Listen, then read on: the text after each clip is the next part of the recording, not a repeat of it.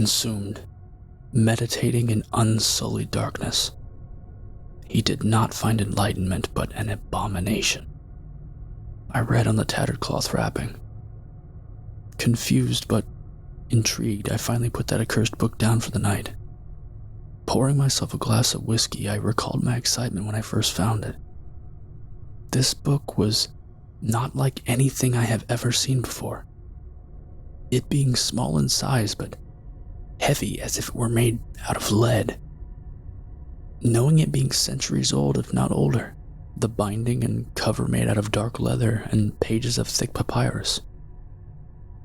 The thing that caught my eye was there were no markings on it. Not only that, but there was nothing even written in it. I thought nothing of it and placed it in my satchel anyway. Once home, I started to notice little things about it. For instance, I kept little notes in it about my day and next expedition. But when I came back to write in it again, everything was gone, as if someone was pulling a small joke on me. Then I started to notice noises coming from it. When I would leave my study for the night and shut the lights off, it would begin to hum. Not so loud as to hear it across the house or through the walls, but just loud enough to catch your attention and brush it off as your imagination. As time went on, noises came and went, but in no particular order or pattern. It was months before I finally had a breakthrough with it, and now dread that day I deciphered this little anomaly. After a very long night researching my next expedition, I finally decided to be done. When I turned off the lights, I noticed there was light emanating from somewhere. It couldn't have been from the windows outside because of the heavy forecast, and there was no fire in the fireplace. I was about to brush it off when something in the corner of my eye caught my attention. The light cannot be described in a comprehensible way without seeing it for yourself. The room was engulfed in complete darkness, so much so that I could not see my hand in front of my face. Yet, this book was humming with light. I walked over it once, bumping into many things, and drew it from the bookcase. It was as if the light only affected the book. I looked at the cover and there was now a title and a symbol on it. The symbol was an Ouroboros with a solar eclipse shining in the center. The title read, "The Book of Gaal." I flipped to the first page and read, "In this world there is only light, and darkness is naught but the deficit thereof. But it has not been this way forever. For in the beginning it was and only ever was darkness. A deep, thick miasma of black, unsullied by light, churning and bubbling, unbound across the endless void." Gripped by curiosity and excitement, I continued to read. "There is a darkness that threatens all of existence. All that it engulfs is erased from time and memory, threatening the languages we speak and the religions we have built up. It is said that he holds many forms, yet he is shapeless, constantly moving and wriggling in and out of shape, never stagnant and always changing. Those who have sought him know nothing but unwavering fear and madness till death. Unsullied is the darkness." I hurried to my desk to make a record of this breakthrough. In my haste to do so, I flipped the light switch, and in an instant, it was all gone. The weight of the book shifted from being as light as a feather to that of a sack of bricks. The writing, symbols, and markings were all gone. I ran back over and switched the light off, but there was to no avail. All of it was gone. It did not begin to glow, and there was no noise emanating from it. Angrily, I threw it across the room, smacking the wall with a thud and falling to the floor with the pages open. When I returned the next evening, the book was nowhere to be seen. I searched for it in a nervous haste, overturning every piece of furniture in the process. I remember screaming in anger, an ear-piercing primal scream that I had never made before in my entire life. Breathing heavy and hard as if I just ran a marathon. Then I saw it, resting in the bookcase where I drew it from the previous night. Knowing I did not return it to its original spot, I walked over confused, stepping over the mess I had just made in my fit of rage. When I reached my bookcase, a wave of euphoria washed over me. It was as if I never laid my fingers on it in the first place. There was something different about it this time. It was breathing. Not breathing in the way you would normally think when you hear that. You just have to trust me. It was as if this book was coming to life. I drew it from its place and quickly unwrapped that ancient tattered cloth and held my breath as I pulled it away. The wave of disappointment that washed over me was indescribable. There was nothing. It was as if everything that happened the night previous was just my drunken imagination. I walked over and sat at my desk. I gently placed it down in fear that I would break my desk if I tossed it. Sitting back, I tried to remember what I had read from it, but the only thing that was coming to mind was the quote from the cloth that the book was wrapped in. Consumed, meditated in unsullied darkness. He did not find enlightenment, but an abomination. I thought. From this point forward, everything I tell you is the truth. No matter how outlandish it all may sound, I swear to it. I swear. You just have to trust me. After that night, I became more than obsessed with this book. I dropped all interest in anything and everything that didn't help me in my pursuit in deciphering it. You could say I became a hermit in a sense, never leaving my study for days on end. I spent countless nights in utter darkness, trying to recreate what seemed now just a figment of my imagination. During the day, I had books ordered and delivered to my home pertaining to any and all knowledge of ancient gods, goddesses, and deities. There was no mention of him in any text that I read. Gaal was an enigma. Every historian or antiquarian that I got a hold of never heard such a name or god before. I had lost all hope, but I just could not shake the feeling that I was so close to cracking it. I was about to give up on it completely, but there was just one thing that prodded my mind day in and day out. It was that accursed quote on that ancient book covering. Consumed, meditating in unsullied darkness, he did not find enlightenment, but an abomination. Then it hit me. As much as that quote is a warning, it is also instructions. Like a madman, I left my house for the first time in months. Once back, I began to renovate my study. I painted all of my windows with thick tar-like paint. I covered every nook and cranny with layers upon layers to ensure no light would be visible. I then installed thick curtains as an added precaution. I boarded up every fireplace and covered the door with a set of drapes. I took out every single light bulb, candle, or anything that could give off the slightest amount of artificial light. That's when it all began. I sat in the center of my room with the book in front of me. I sat there for what must have been hours on end and nothing happened. That's when I heard it. The book began to hum again. Very soft at first, but with each passing minute it got louder and louder until it was deafening. All of a sudden, the humming ceased, as if someone pulled the cord to a speaker. I was about to break into a fit of rage when it happened. It began to glow like before, but This time it was different. Like the humming, it got brighter and brighter. It was as blinding as staring into the sun. Still, it did not light up the room. The glow eventually began to subside until the book was visible again. There, on the cover, appeared that accursed title and symbol, the same one that had been haunting my mind for months on end. The Book of Gaal, I whispered to myself. A shiver ran down my body as if struck by a bitter breeze.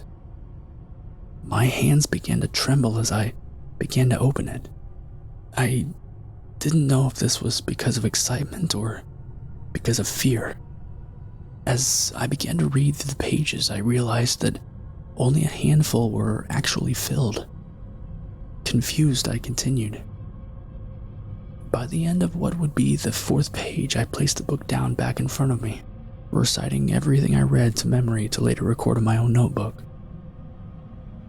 That's when I noticed the quote on the tattered cloth was also glowing. Consumed, meditating. There had to be more to this than those few pages. I closed my eyes and cleared my mind. It could have been minutes or days. Once I closed my eyes, time ceased to exist.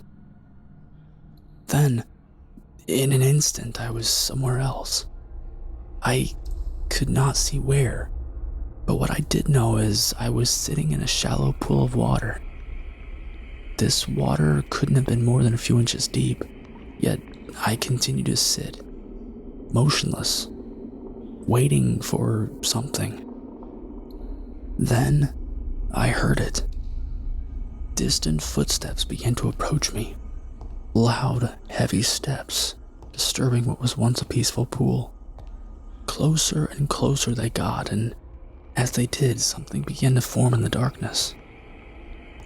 I stood up and squinted, thinking it would somehow help me to make out what it was.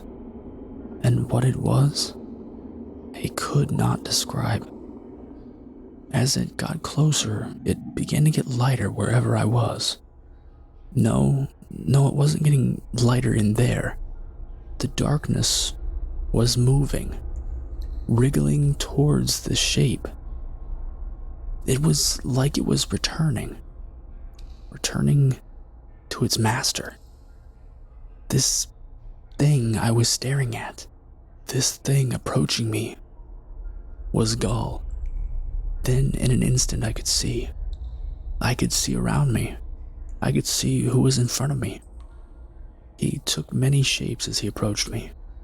Male, female, even creatures I have never seen nor can I describe in words. Kneel, he said in a deep, hollow voice. Uncontrollably, my body shot to one knee, causing the water to splash my face. When I wiped my face and looked up, he was right in front of me, staring. His eyes were there, but were hollow, devoid of life.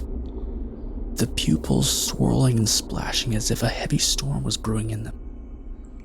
His skin and body began to settle on a form that oddly seemed fitting. He was a man, tall and thin as if malnourished, cheeks sunken and eyes dark as if he has never known sleep. Why is it that you are seeking me out?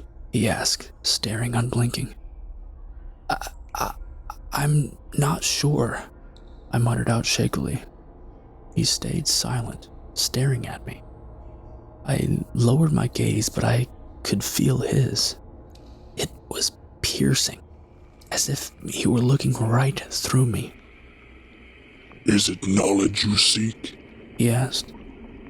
I stayed silent, not knowing what to say. Come along, he said as he turned his back to me and began to walk. You know me as Gaal because you are in possession of my book. But I have gone by many names since the beginning of time.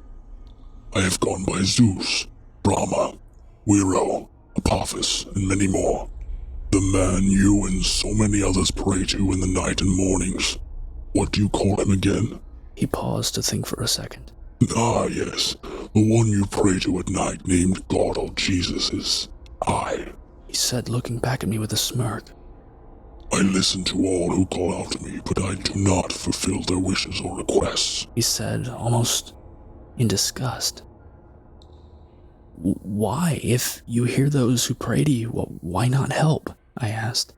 Why grant miracles to those who ask but don't know who they are asking it of? I have given those who wished for what they wanted, and they have squandered it begging for more. So for now I will watch, he said coldly. I stayed silent, not out of confusion, but out of anger. Show me what you see, I asked. Gaal stopped in his tracks. He slowly turned around, wearing an evil grin on his face. As you wish.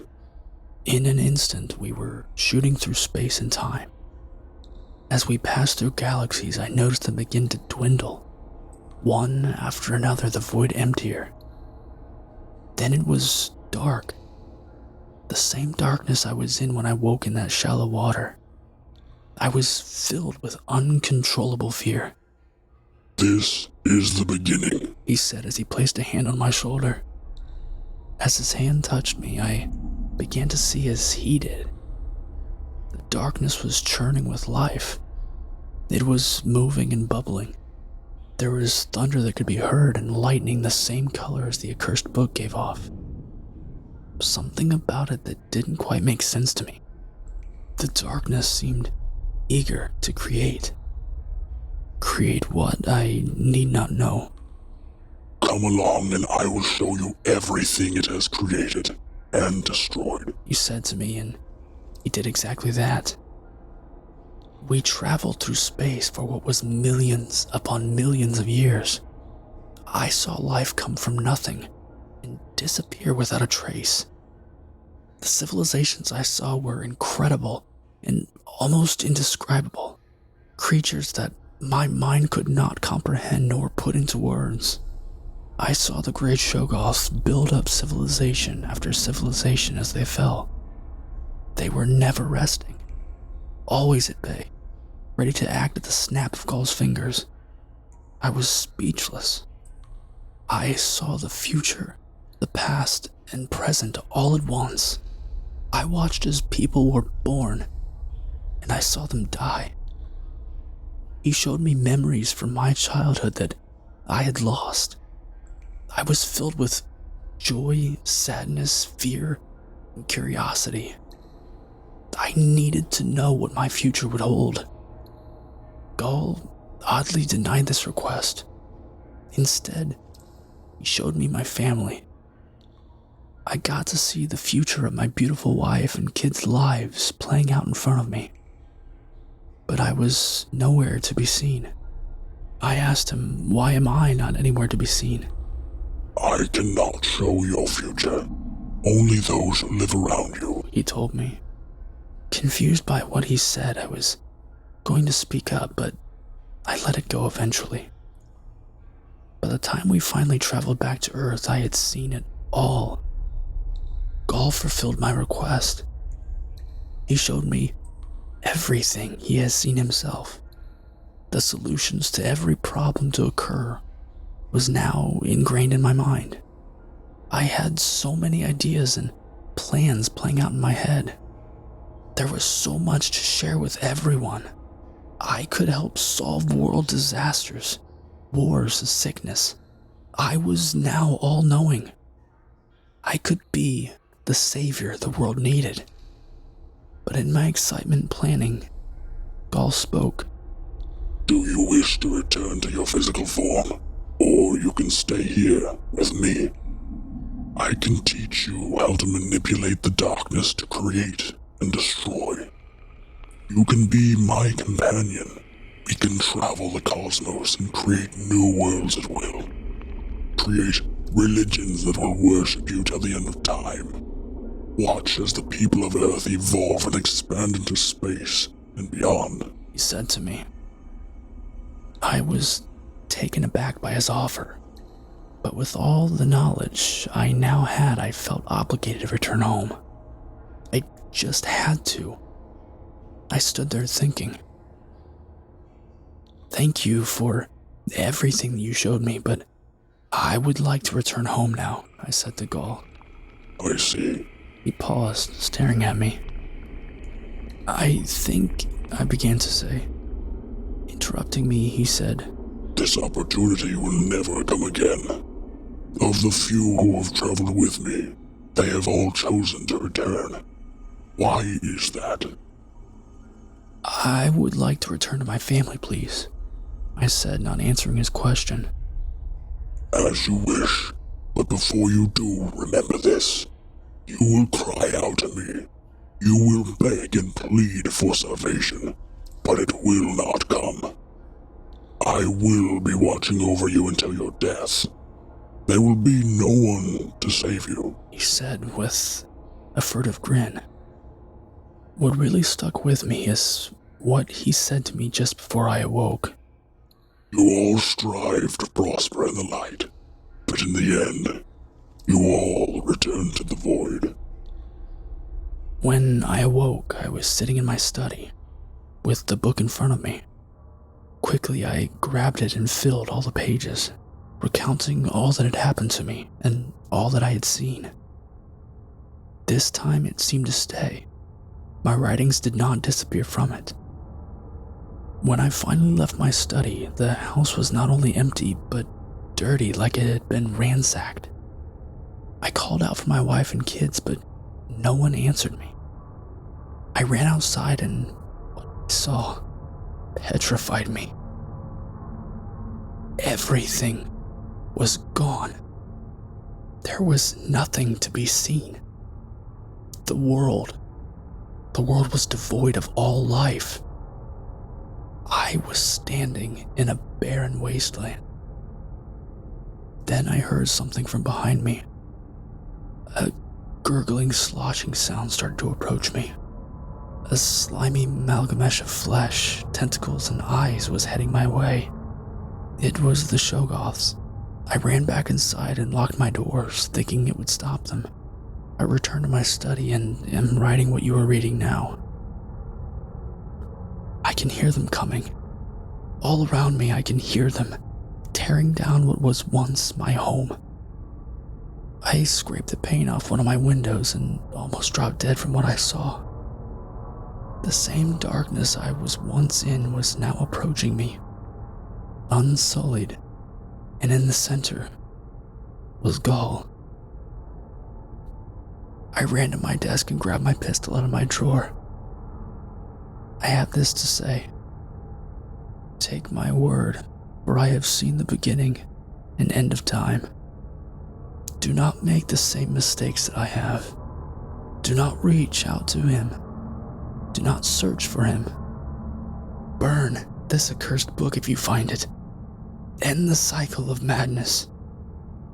To the void I shall return, placing the gun to my head. Unsullied is the void.